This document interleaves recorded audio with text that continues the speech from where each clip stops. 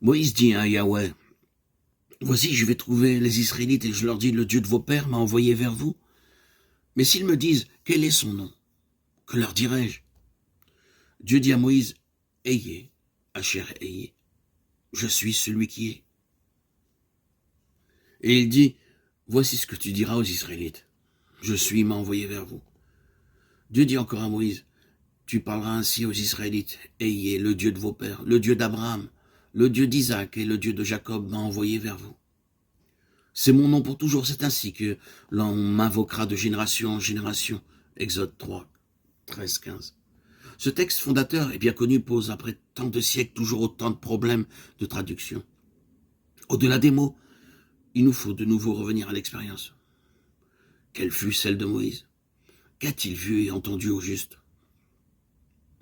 Était-ce à l'intérieur ou à l'extérieur? Était-ce une vision objective ou subjective? Certainement les deux à la fois, puisqu'on sait qu'il n'y a pas d'objet sans sujet pour le percevoir, ni de sujet qui ne soit réaction à une présence objective. Le buisson dont il est question, est-ce un buisson épineux, comme celui qu'on nous montre au monastère Sainte-Catherine au Sinaï, ou bien est-ce le propre corps, le propre esprit, tout aussi épineux de Moïse, là où l'ange de Yahweh apparaît, c'est-à-dire la manifestation angelot, envoyé de l'inconnu, Yahweh. Moïse éprouve ce frôlement d'aile de l'intangible, cette ouverture abyssale à l'inconnu. Dans le familier de ses jours, il approfondit cette expérience réelle et découvre qu'elle brûle, mais ne consume pas. Merveilleuse métaphore pour dire que la présence de l'être dans ce qui est ne brûle ni ne détruit ce qui est. Dans le langage forcément réducteur des psychologies contemporaines, on pourrait dire que le soi n'annihile pas le moi, mais l'ouvre et l'éclaire du dedans.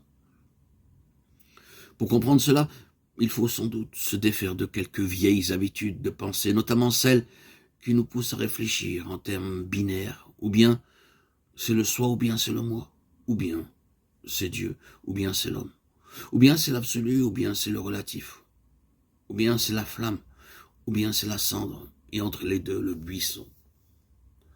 Moïse, lui, voit les trois.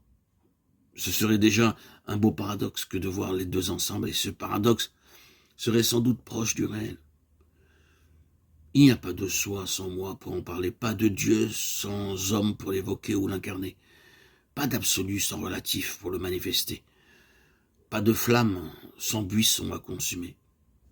Mais Moïse voit plus loin, ou peut-être entre-t-il plus profondément dans l'expérience du réel paradoxal. Il voit ce qui était le buisson, ce qui est la flamme, ce qui sera la cendre. Il voit ce que nul ne peut voir, c'est-à-dire le temps, au cœur du temps. Il choisit la flamme, le présent, ou plutôt, le présent le brûle.